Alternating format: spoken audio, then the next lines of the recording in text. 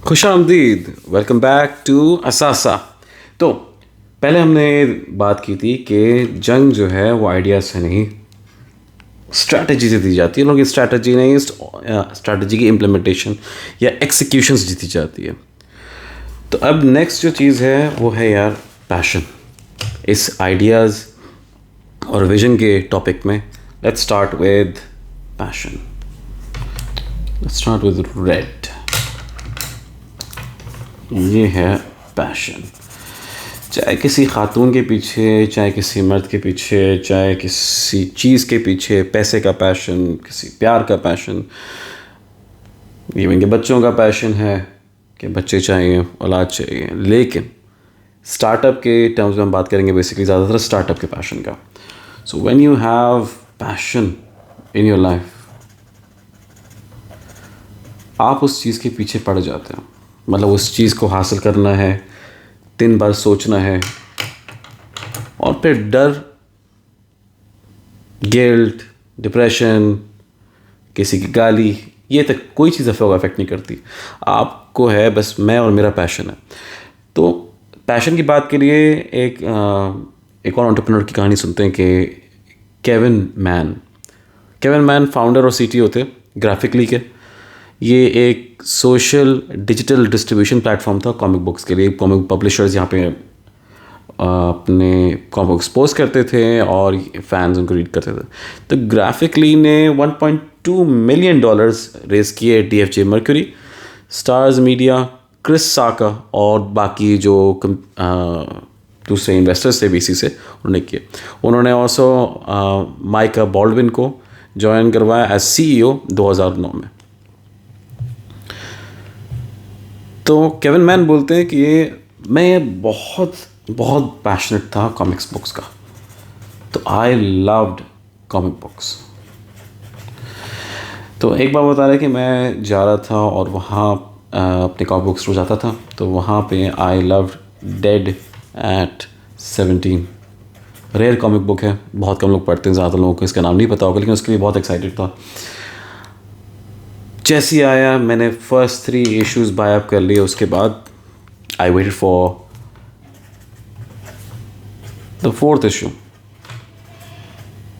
और फिर उसके बाद फाइनल 1। लेकिन वो अनफॉर्चुनेटली अपने कॉमिक बुक स्टोर पे नहीं था। लेकिन जब रिलीज़ हुआ 4th इशू तो कॉमिक बुक स्टोर वालों ने कहा अनफॉर्चुनेटली कि मेरे पास बजट नहीं है, मेरे पास टाइम भी नहीं है कि मैं हर एक कॉमिक अपने कॉमिक बुक स्टोर में रखूँ। तो इन्वेंट्री बचाने के लिए मार्वल और DC तो रख लिया, लेकिन यहाँ पे डेड एट 17 ये नहीं रखा। तो उसके लिए उसने कहा था कि मेरा एक और स्टोर है न्यू कासल में, वहाँ आप चले जाओ, वहाँ आपको मिल जाएगा। तो न्यू कासल जो थी वो टोटल 100 माइल ड्राइव थी जहाँ से ये रहते थे, to and back round trip. और उस वक्त ये कहते हैं कि मैं जो हूँ ड्राइव भी नहीं कर सकता था, बिकॉज़ 100 मील की जर्नी, ये मतलब अजाब है। आप जितनी भी म्यूज़िक और वो मूवीज़ लगा लो, फिर भी कभी आसान नहीं मिलती। चलो, तो उन्होंने लेके चला कि मैंने कहा अपने आईपॉड लेके चलूँ और वहाँ पे जर्नी थोड़ी सी बर्दाश्त हो जाएगी।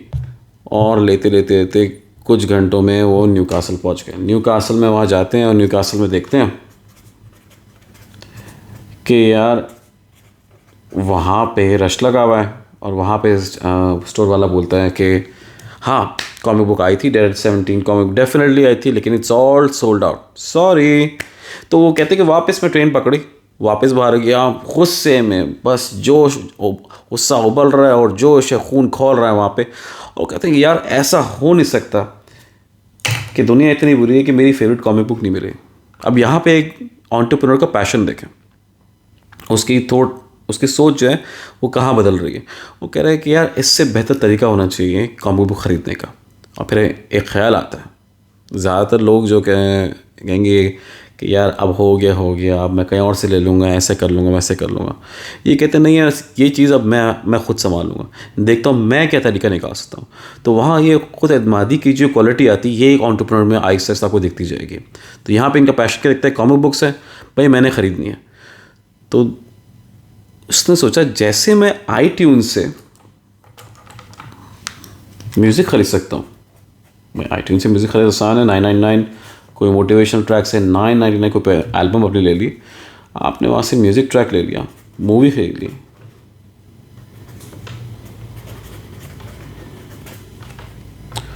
तो इतना आसान क्यों हो सकता है कि मैं जो हूँ कॉमिक खरीद लूँ? मतलब मुझे 100 मील की बार बार जर्नी क्यों करनी पड़े बनिस्बत के मैं एक कॉमिक बुक स्टोर से मैं लूँ, बनिस्बत कि मैं जो है कॉमिक डाउनलोड करूँ। एक नहीं, मैं 10 जो मुझे मिले कॉमिक्स जो मुझे पसंद है डाउनलोड करूँ, अच्छी क्वालिटी के अच्छे ग्राफिक्स में, मैं क्यों नहीं देख सकूँ? तो कह रहा मैं पूरा दिन सोचता रहा। मेरे पास 2 चॉइसेस थे। क्या? 2 चॉइसेस। इधर आए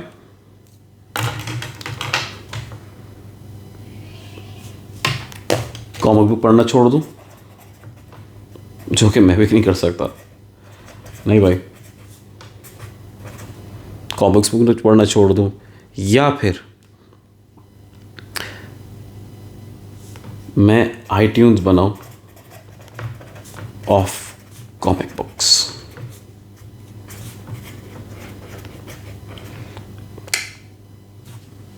यहाँ से स्टार्ट होती है जर्नी ग्राफिकली की।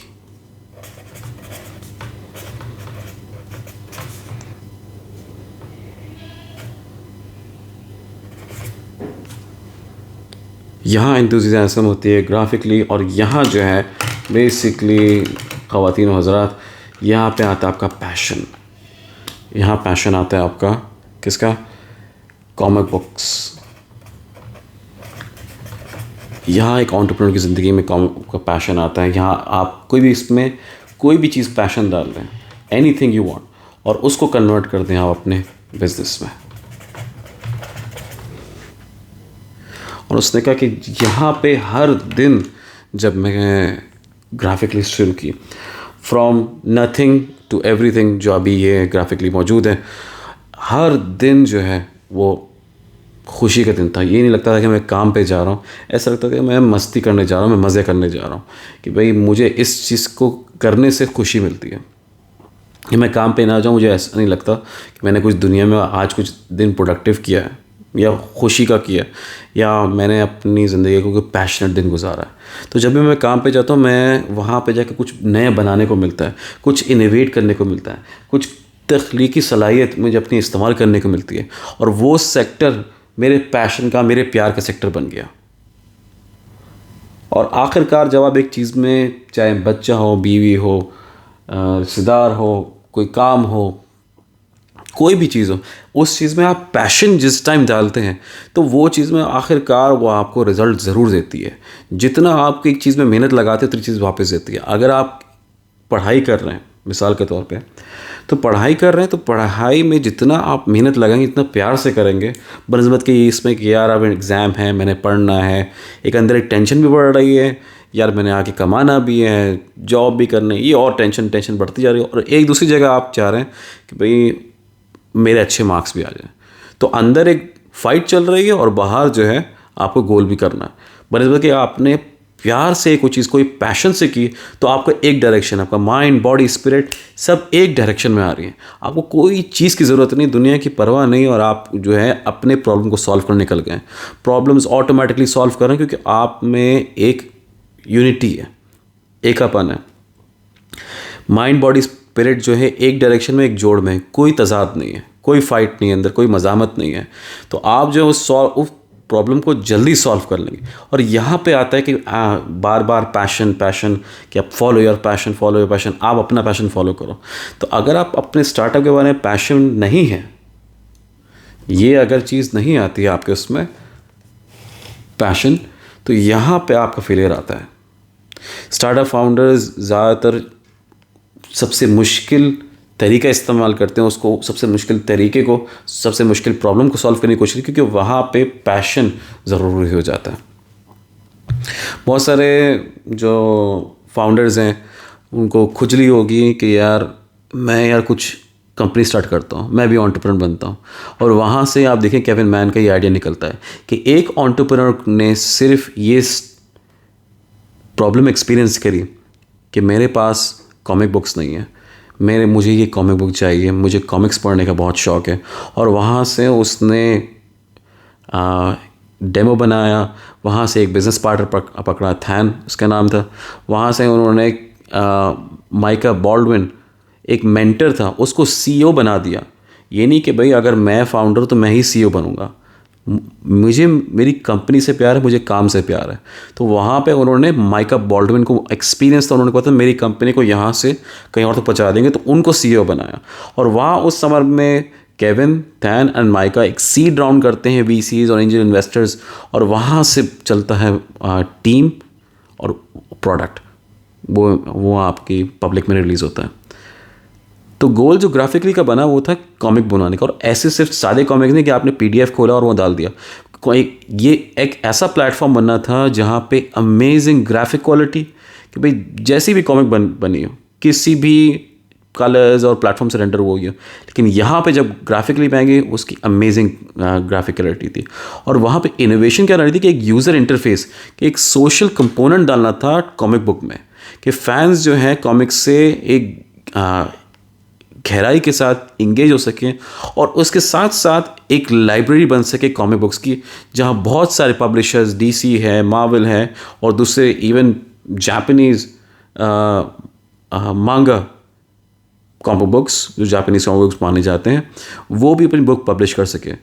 ऐसा चांस होता है, पॉसिबल है कि कल जो है कोई ई बुक पब्लिशर जो उठ के और फोकस करना शुरू है कॉमिक बुक्स पे, लेकिन ग्राफिकली ये यकीन करता है कि उसका सिंगल एक फोकस, एक सिंगल पैशन जो होता है ना, वो उसको ज़्यादा बड़ा एडवांटेज देता है बनिस्बत के बाकी कंपनियों के। क्योंकि जब आप इन्वेस्ट करते हैं तो आपके एवेन्यूज़ बहुत सारे होते हैं, आपकी अपॉर्चुनिटी कॉस्ट भी होती है ज़्यादा, कि अगर मैंने इधर फंडिंग लगा दी तो दूसरी जगह फंडिंग में मुझे कहीं और लगानी पड़ेगी, या मेरे पास रिसोर्सेज नहीं बनेगी, या मेरे पास कम फंडिंग होगी, तो मेरी फंडिंग जो है डाइवर्सिफाई हो जाएगी, डाइल्यूट भी होने के ज़्यादा चांसेस होते हैं। मतलब कि मैंने एक ही जगह, फॉर एग्जांपल वॉरेन बफे की तरह, मैंने कुछ चंद 3-4 स्टॉक्स में लगा दिया, बनस्बत के कि आज का जो ज़्यादातर इन्वेस्टर्स हैं वो हर जगह पैसा लगाते हैं, तो डाइल्यूट हो जाती है आपकी इन्वेस्टमेंट्स। तो यहाँ पे केविन जो है वो शेयर करते हैं वो ऑनर के, वो थैन के साथ और बाकी लोगों के साथ इन्होंने एक ग्राफिकली जो है एक प्लेटफॉर्म बनाया। इसके साथ साथ इन्होंने ब्रैड एक को फाउंडर के साथ स्टार्टअप वीज़ा इनिशिएटिव किया, जो आजकल आप लोग सुनते हैं कि स्टार्टअप वीज़ा टू यूएस, तो वो इन्होंने स्टार्ट करवाया था। startupvisa.com पे अगर आप जाएँ तो पूरा इनिशिएटिव आपको दिख जाएगा। ये वो चीज़ है कि नॉन यूएस एंटरप्रेन्योर्स, आप किसी भी कंट्री में, पाकिस्तान, बांग्लादेश, इंडिया वगैरह में बैठे हुए, तो आपको आसानी से वीज़ा मिल जाता है इस चीज़ का कि आप यूएस में एक कंपनी स्टार्ट कर सकते हैं। शुरू में जो केविन मैन था, he was a UK citizen, और थैन एक फ्रेंच सिटीज़न था। उन्होंने पता लगाया, उन्होंने देखा कि इतना आसान नहीं है to convert your non US citizenship to a US citizen. मतलब एक अमेरिकन सिटीज़न बनना इतना आसान नहीं है अगर आप उसमें वीज़ा प्रोसेस में जाएं तो जुलाई 2010 तक ये बिल हाउस ऑफ रिप्रेजेंटेटिव में गया, को फाउंडर में गया। अब आप देख सकते हैं स्टार्टअप वीज़ा इनिशिएटिव काफ़ी कंट्रीज़ ने ये अडॉप्ट कर लिया है। तो अगर आप में से किसी का भी ऐसा पैशन है जो आप इम्प्लीमेंट करना चाहते हैं, एक्सिक्यूट करना चाहते हैं, तो मैं बहुत रिकमेंड करना चाहूँगा कि आप स्टार्टअप वीज़ा के लिए अप्लाई करें, किसी और कंट्री में जाएं, डॉलर्स में कमाएं, पाउंड्स में कमाएं, ताकि आपका ना सिर्फ बिजनेस वो बढ़े, पैशन आपका हर दिन इन्वॉल्व हो, मतलब कि आपको एक सेफ्टी मिल जाए दूसरी करेंसीज़ की में कमाने की, और अपने पैशन को वहाँ ग्रो करने की। तो आज के लेक्चर, आज के सेशन बेसिकली इस पे था कि पैशन जो है बहुत ज़रूरी है किसी भी चीज़ के लिए जिसको आप चाहते हैं कि यार वो सक्सेसफुल हो। अगर किसी में पैशन नहीं होगा, बहुत रेयर है, बहुत नायाब है कि वो चीज़ जो है कामयाबी भी मिलेगी।